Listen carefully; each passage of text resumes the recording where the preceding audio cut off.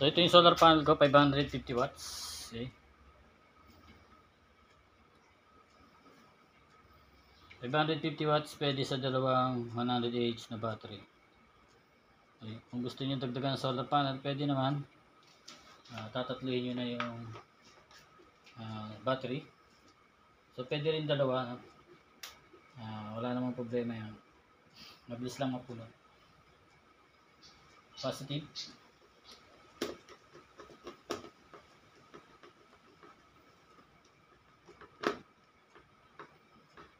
And negative.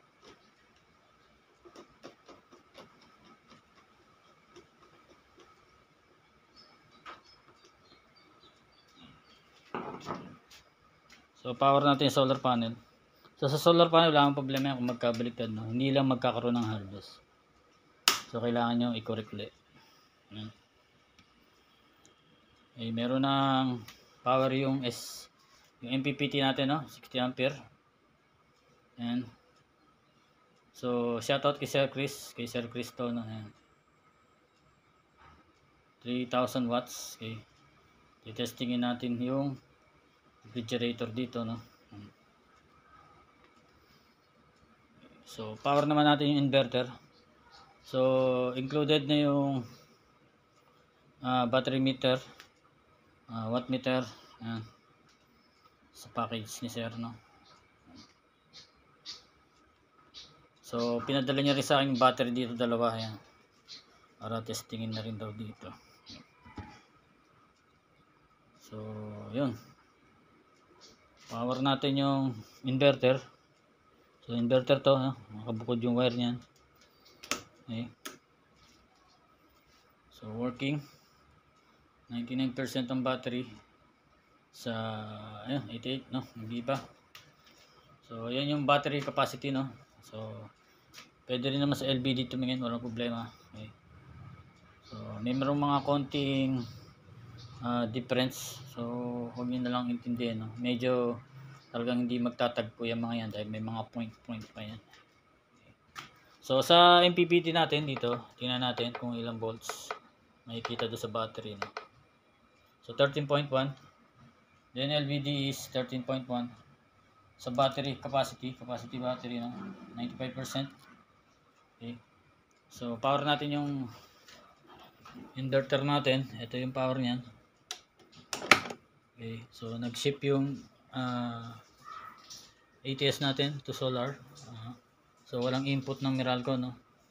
Hindi ko pa sinasaksakan. So dito meron din voltage reading dito, no? Display 12.9 DC, AC is 227, no? So watt meter natin working na rin yan. So diyan natin makikita kung ano wattage na hinuhugot ng refrigerator natin, no? So power na rin natin tong breaker natin, AC. So may kuryente na yung mga outlet mo. Bawa taas, tinesting ko na yan kanina, no? Pero ngayon, testing natin yan with solar panel. Ayan. Power natin yung isang 550 watts, no? So ang reading dito ay ito tayo sa panel. So 00, no? Okay. Pag ganyan 00, wala pang panel. Then makikita mo fault is 18. Ibig sabihin wala na detect na solar panel. Okay. So pag pinower natin solar panel, so nawala. So good na 'yon. Tingnan natin ngayon kung nag-harvest na yung solar panel mo. Okay. So yun na, no? 37 volts, 54 watts. So papatayin natin ulit para mapakita ko sa iyo yan. Okay. So meron na.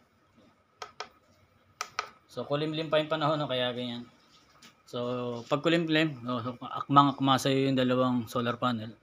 Ibig sabihin kahit mahina yung harvest ng araw ay kaya pa rin magpa-under, no? Yan. Okay, so saksak natin yung refrigerator ko, no? Tingnan natin kung ano reaction.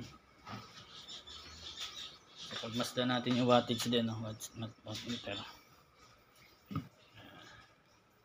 Natin kung ano ipapalo niya.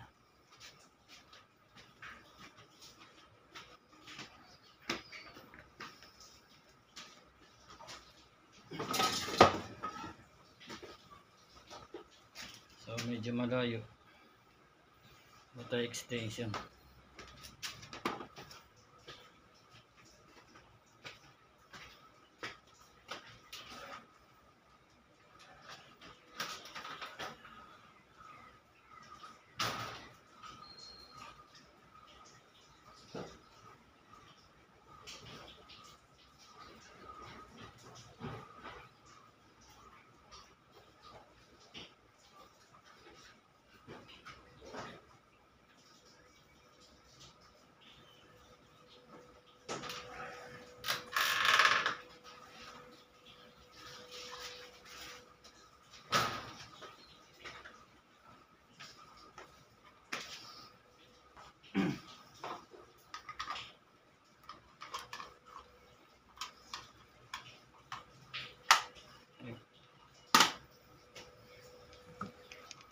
Ito yung wire ng refrigerator ko, no? Yan. Yung extension ko maiksi. So pagmasdan natin, pasang.